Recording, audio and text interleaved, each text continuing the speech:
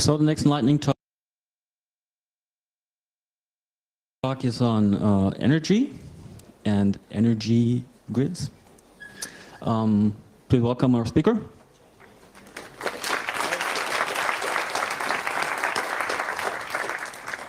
Hi, my name is Nico Rikke. I'm going to talk something about energy data, why it's important for you.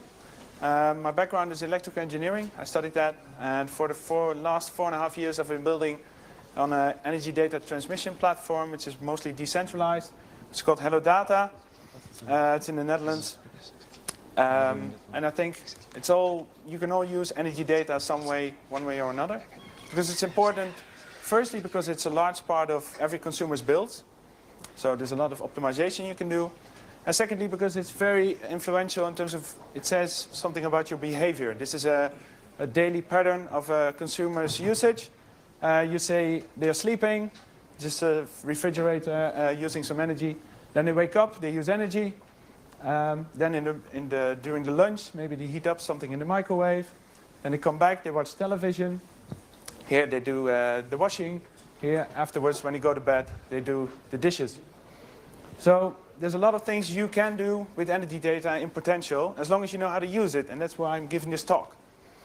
So traditionally, this is the electrical grid. We're generating from power plants, and it's fed all the way down to industry and residential consumers. And we need to bill the energy we deliver, and we bill ideally barrels of oil or amounts of energy. But there's a difference between energy in a barrel and flow, energy flowing. And if you take it to integrate it over time, so you have energy flowing, at a certain point you have a volume of energy. And that's the difference between, for example, in energy you have kilowatts, which is the flow of energy, the amount rushing in, and kilowatt hours, which is your volume of energy. This is something to look out for, and especially in billing, we're interested in the amount of energy we delivered. So on the left are the internals of a gas meter, which are basically two containers, two lungs, pumping up gas into the other. So we know in pieces of gas how much is delivered. On the right we have a disk, which is for the electricity meter, which is voltage and current, which results into power, which is flow, and that spins the wheel on the meter and thereby registers the amount of energy we delivered. So the difference in measurement. But that's not enough, because if as a consumer we only register our numbers every year, in the meantime we don't have any real significant energy storage. So if there's an imbalance, we have to solve it right away, the supply and demand. And that's a real-time struggle that's going on in the grid. So we have grid operators who maintain the stability of the grid, supply and demand, and associated with that is a market. And so a while back, decades back, they came up with a standard to supply energy data, which is a DLMS COSAM in Europe. And the OBIS codes listed below define very specific measurement points you might be interested in. If you're going towards smart meter energy data, this is something to look out for, because this is sort of the guideline on how to interpret everything you're getting. It's very old. It's not like JSON. It's different. But luckily, there are libraries available if you can make sense of it. But this is all fine and good. This is the old world. And now we're getting into renewables. So this happens. And more importantly, this is happening where solar panels are put on the roofs of consumers, individual houses, maybe small windmills, and energy is being generated everywhere. And now, especially in Germany, to the point where in 2015, we were very tied to our chairs. I was on the desk having a separate laptop just watching the grid, because there was a solar eclipse. So at a certain point, a large part of the generation, the solar panel generation, would drop, and after about half an hour it would come back. But we need to match supply and demand instantly. So how do we manage demand? There was a lot of things we did beforehand, but this is something to watch out for. We have to maintain a continuous balance. So this is previous week in Germany. And what you can see here is this is the energy being generated. So at the top, you see the orange peaks. That is solar energy. In the beginning of the week, there wasn't much solar. There also wasn't much wind, which is the greenish one. But then at the end of the week, when there's less energy usage, there was more solar, more wind. And to compensate, there was more coal and other fossil fuels being used in the beginning of the week. And this then translates to price. You see the blue and the red lines, which are the prices the day before the day begins. People can bid energy they can supply and also are going to use. And in the day itself, people can also go to the market. So we have a mismatch. We have low solar and wind power, so therefore the prices are high, and it then is viable to start up the power plants, the conventional ones. And there are parties who go into this price difference, and I think one of the first projects was in 2009 in the UK. There was, I'd say, a lock-in fridge. It was a fridge tied to the internet, and in this case, npower would determine when to switch it on and off. It would maintain a very constant temperature, but they would be in control. And now this year in Belgium, there will be a similar project with boilers. And they estimate to roll out 10,000 boilers connected to the internet, which are controlled by Restore.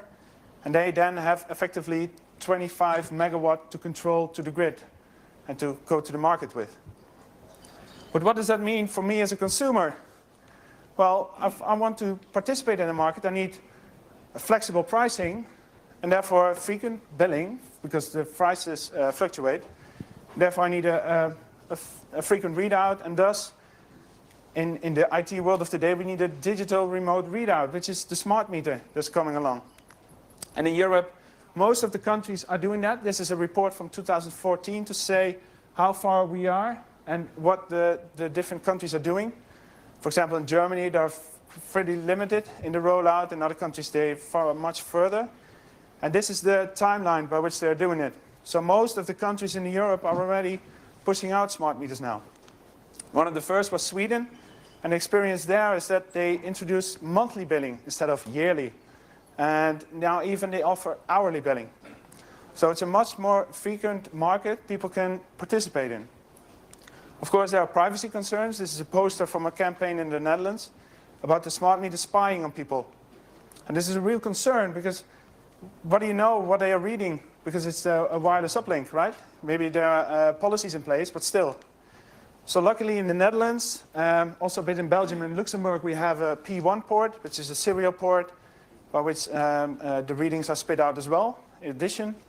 And in the UK, we have this Zigbee Smart Energy. So locally, you can put a display and read it out. You're not dependent on just the energy company. And so in practice, if you want to do something with energy data, on the one hand, you have the verified chain. It's on the top, where you have the smart meter reporting back to the back end, and the bills are drafted, and insight is given. But there's a low latency. We don't have much bandwidth in the telecom industry, not enough or not cheap enough for all the smart meters. So what we do also, in practice, if you want to do something with energy data, is you have something in-house collecting energy data. You either use it there, or you put it on your own backend, do some analysis, maybe disaggregation. That's where you look at patterns to see what the different devices are using. And then you display it there. In Germany, they have a quite different model, where they are, because they're not a very large distribution system operators. So every region has a small grid operator. So there are various meters involved. So what they do is they make a small communication device, which is a smart meter gateway that connects to the meters that are available, connects locally for a readout, and to the internet, to the energy suppliers. But what's in the top left corner, or in the bottom left corner, is the CLS, the controllable load system. So this energy device has the potential to switch or direct energy data, some appliances. So maybe your solar panels, the energy company could potentially switch them off if they're allowed to and the right authorizations are given. So then you come to the real need for a home energy management system. This is the scientific term. you need something in your house which is using or controlling your energy usage. And if you want to do something with flexibility, this is a very strict and good framework. But how to define it? You have something uncontrollable, which is statistics, solar panels, maybe your computer usage. You want to use it, whatever it takes. You have something which you can shift in time because it is a given pattern, like a washing machine, and you can delay it for a couple of minutes. You have something which is having energy stored, just the temperature you have to maintain. You can vary a lot with when you put it on, switch it on or off. And you can also store in a battery, of course. And there's the unconstrained, where you can say, okay, I have a diesel generator, I can switch it on whenever I want. A colleague of mine, he built a charger for his Tesla, and he charges his Tesla when the solar panels are generating electricity, just by way of experiment. So ideally, we'll be in a world where it's energy APIs everywhere, right? We're not there yet, but it's coming. And we can use this also. This is an experiment in Brooklyn where they built a local grid, which is balanced. It's a microgrid, we call it. And they use Ethereum integration to provide a local cost way of dealing with cost. Now, there are various protocols, frameworks, especially also for price in particular, which you can use if you want to do something with energy data. But to summarize, there's an increased smart meter coverage coming. More smart devices are coming. The IoT frameworks which are available are maturing. And there's ever more APIs you can use for measurement and control. And if I look out, I say, okay, we have to look for easier market adoption so people can join in to that markets that's out there. We need to improve the open standards and APIs that are there.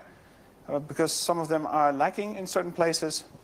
We need to get those energy management systems out to the houses of people, and we have to keep some personal data locker where people can store those precious data, especially from years past, because there's a lot of intelligence you can use to learn your energy usage.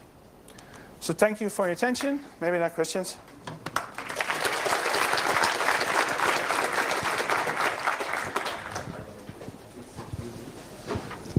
Are you sure that in Belgium you have serial output?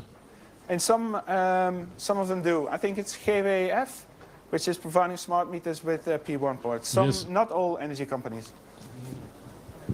It's a bit of spread from the Dutch smart meters. I have two questions. One leads to the other. What is the private share of total energy consumption? I'm assuming that the private share of total energy consumption is fairly low. Mm-hmm. So maybe who says that this expensive rollout is worth it because energy prices are dropping? So maybe it's simply not worth it to introduce this to private markets. Maybe it should only be industry that uses this smart grid. The industry already has facilities to provide smart metering. And the consumer household, I think they are limited in what they take on from the market in terms of energy. But still, we have to get those renewables. And if we want to put solar panels everywhere, we have to involve the consumers, the houses, because we need property. We need land. That's the main thing. So we have to incorporate houses there, and therefore we need customer involvement. That's the way I see it. And so, the prerequisite is that we need to switch to renewables. That's the prerequisite. Yeah, because otherwise, or you have companies coming in and renting your roof. That's also a business model. But then it's not up to the consumer anymore. One more question? Yeah. Will it be possible for the consumer to take part in the market so that they can sell energy when the prices are high? Possibly I've got an electric car with a big battery, and then I store the cheap solar energy and sell it when it's high, so I can empty my battery. That's very difficult as a consumer. You need to be a business, or even the 15-minute billing they do in the energy markets is not readily available. There are organizations stepping up to ease that, to ease the opening up the market, or people collaborate and form a community, and then they go to the market, maybe with a white label party in between. So models are coming up, but it's still, it's not so far. Okay, thank you very much. Thank you again.